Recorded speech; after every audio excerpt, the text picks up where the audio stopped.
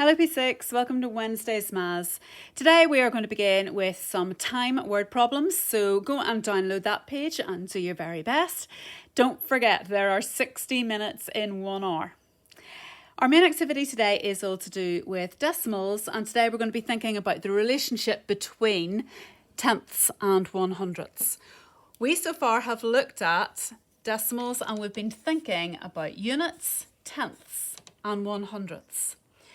When we're thinking about tenths, we're talking about taking one thing and dividing it into 10 parts. When we're thinking about hundredths, we're talking about taking one thing and dividing it into 100 parts. Now, if you've missed any of the previous videos, P6, please go back and watch some of those.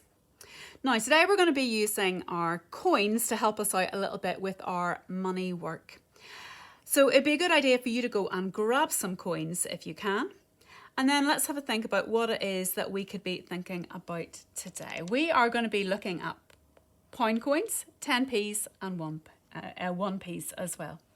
If I had the amount of money, 40p, could you think of another way that I could write that down? Well, 40p, of course, could also be written as a decimal number. Units, tenths, hundredths.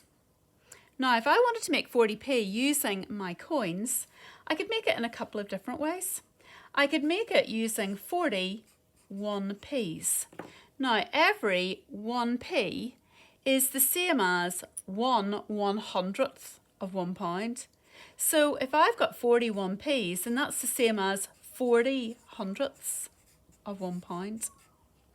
But of course, I could make 40p in a different way. What I could do is I could take 4 10p's, and those 4 10p's together would also make 40p.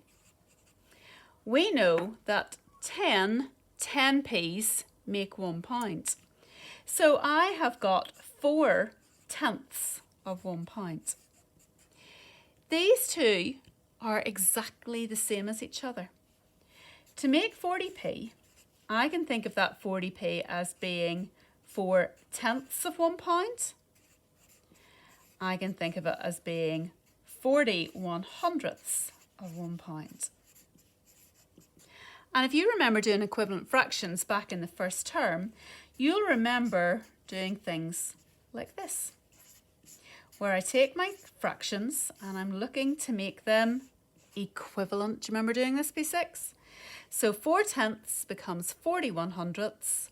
How did that happen? We're multiplying by 10.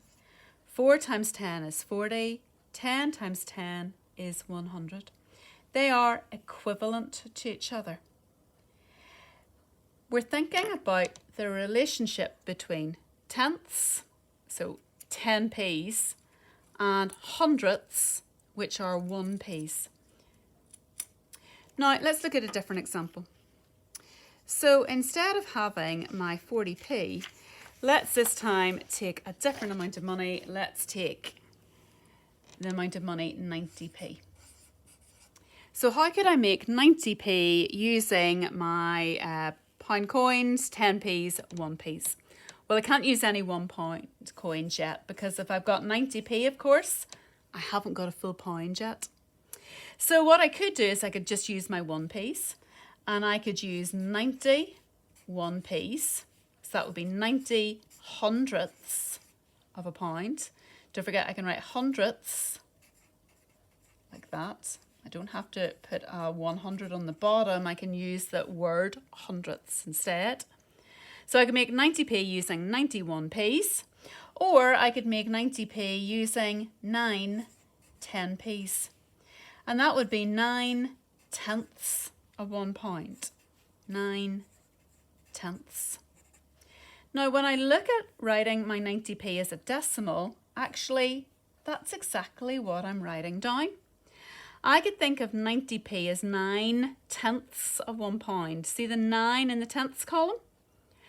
Or I could think of it as being 90 hundredths. The two numbers together make the hundredths. 90 hundredths of £1. What if I had 75p? What would 75p look like as a decimal money amount? Yep, it would look like that, wouldn't it? 75p. So if I think about my decimal point, my tenths and my hundreds, look at the digits that I've got here. I've got 7 in the tenths and I've got 5 in the hundredths. Now what does that tell me? Well, a 10p is 1/10 of £1. So if I've got 7 tenths, that's the same as 7 10p's. The 5 in the hundredths, well, that means my 1p's. So if I've got 5 1p's, then of course I've got another 5p. So if I've got 7 10p's and I've got 5 1p's, then altogether I've got my 75p. I could, of course, instead of using 10p's and 1p's, I could get lots of 1p's, couldn't I?